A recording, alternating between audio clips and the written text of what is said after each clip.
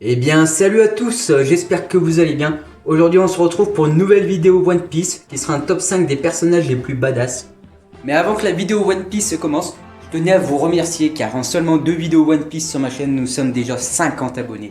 Et ça me fait extrêmement plaisir et je le dois à vous et personne d'autre. Donc si les vidéos One Piece continuent de vous plaire, n'hésitez pas à liker et à commenter. Et sur ce je vous embête pas plus et passez une excellente vidéo.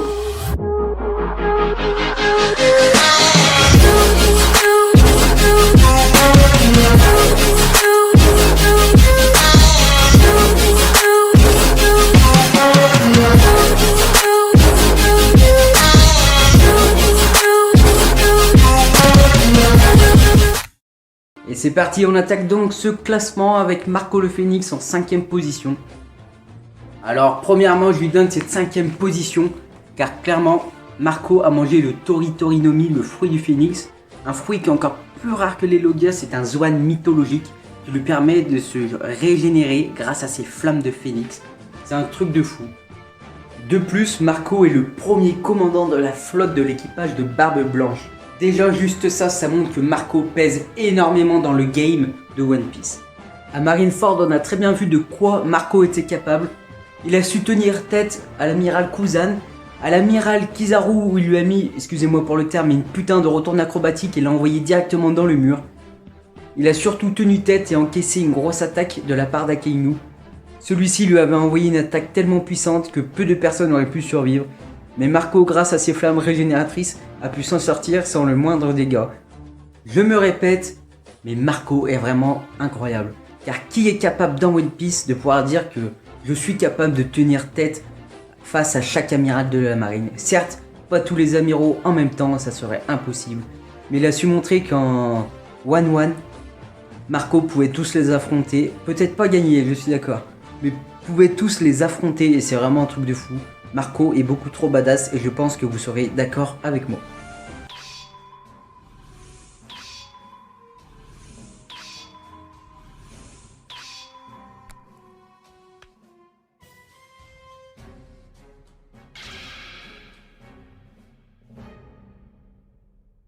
À la 4ème position, vous l'aurez compris, c'est le bras droit de Big Mom, c'est Charlotte Katakuri. Katakuri reste à ce jour l'adversaire que Luffy a eu le plus de mal à vaincre. Il a été très utile dans l'apprentissage du haki de l'observation pour Luffy. Car en effet, Katakuri est capable, c'est ce qui le rend extrêmement puissant et dangereux. Il est capable de voir quelques secondes dans le futur, ce qui lui permet d'avoir un avantage certain sur ses adversaires. Il possède également le haki des rois tout comme Luffy, ce qui est incroyable. Et ce qui permet à Luffy aussi d'améliorer son haki des rois dans son combat face à Katakuri. Il nous a été présenté comme une personne extrêmement badass, car on nous dit clairement qu'en 48 ans, Katakuri n'a jamais mis le dos au sol de sa vie et n'a jamais été vaincu de sa vie.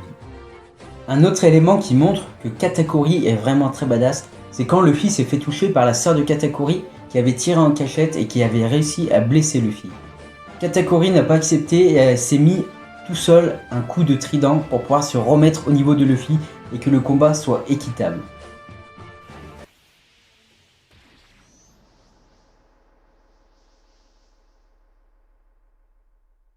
En 3ème position, nous retrouvons le meilleur épéiste au monde, Mihawk Œil de Faucon.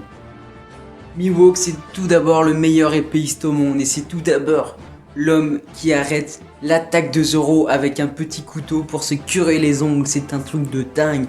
Mihawk, il casse tout. Mihawk, il arrive à Marineford, quand il se lève, tout le monde le regarde.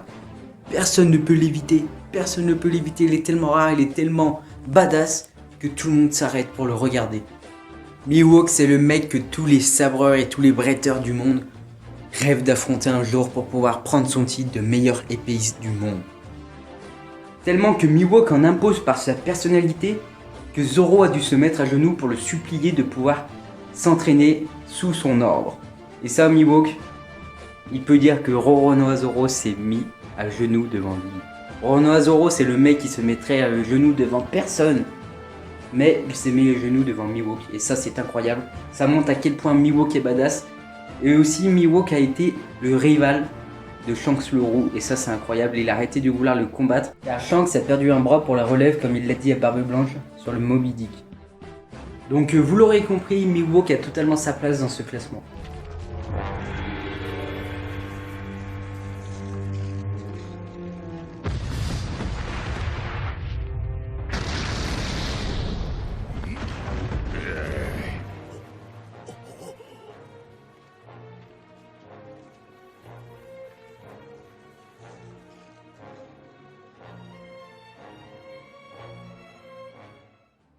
Et en deuxième position, nous retrouvons le chef de l'équipage au 100 bêtes, Kaido, l'un des 4 empereurs des mers de One Piece. Il est présenté comme étant la créature la plus forte du monde de One Piece, comme à l'effigie de Barbe Blanche. Barbe Blanche était présenté comme l'homme le plus fort et Kaido c'est la créature la plus forte de ce monde. Kaido plus jeune était dans l'équipage de Rock d'Xebec.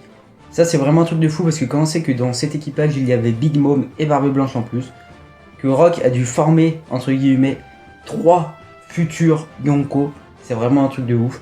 Bref, Kaido détient le haki de l'armement, mais un haki de l'armement super puissant, il a pu one-shot Luffy en un coup avec son Raimen Hake. Kaido, en plus d'avoir une force physique juste impressionnante, a pour moi la meilleure résistance du monde de One Piece, car il a mangé le fruit du Zoan de type mythologique du dragon qui lui permet d'avoir des écailles qui sont très résistantes et très dures, ce qui lui confère une très bonne défense. J'ai un argument qui va mettre tout le monde d'accord, c'est que Kaido a essayé de mourir à plusieurs reprises. Kaido a sauté d'une île céleste, et il a survécu, il est arrivé en bas, il avait juste mal à la tête. C'est vraiment un truc de dingue, Kaido est vraiment super résistant, et cherche à mourir mais il n'y arrive pas car son corps est beaucoup trop résistant.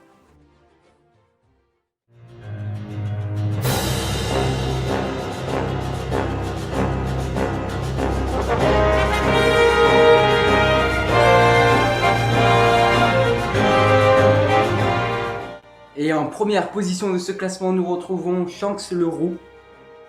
Shanks, c'est tout d'abord un moussaillon qui était sur le Roi Jackson, sur le navire du roi des pirates Goldie Roger.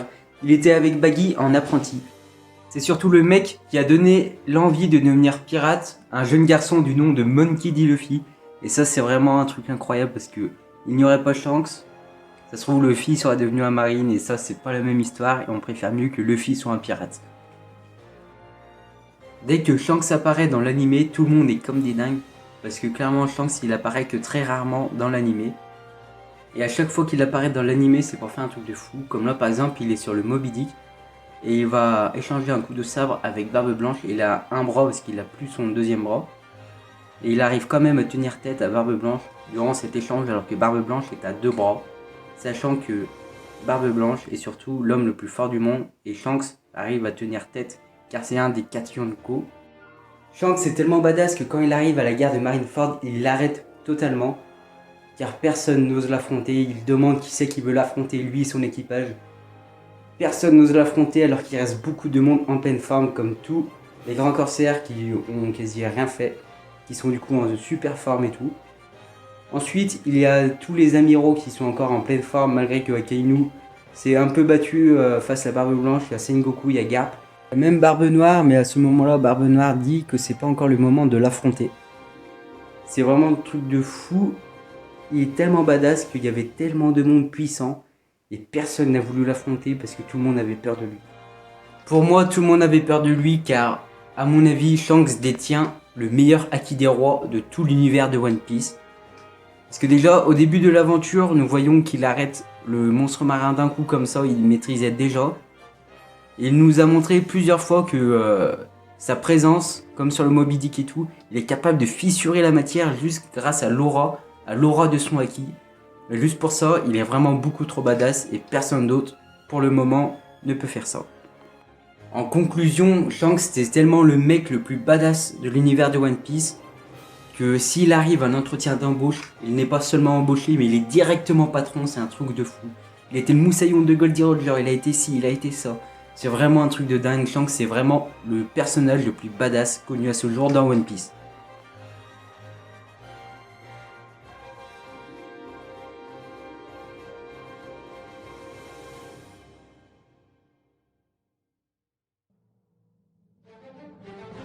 Et voilà, c'est la fin de ce classement des personnages les plus badass. Je n'ai pas voulu mettre Goldie Roger et Barbe Blanche comme je l'ai précisé en début de vidéo. Car sinon c'est très bien que Barbe Blanche aurait été deuxième et Goldie Roger premier. Et du coup, sur ce, je vous laisse. J'espère que vous avez passé une très bonne vidéo. N'hésitez pas à liker, à commenter, à vous abonner.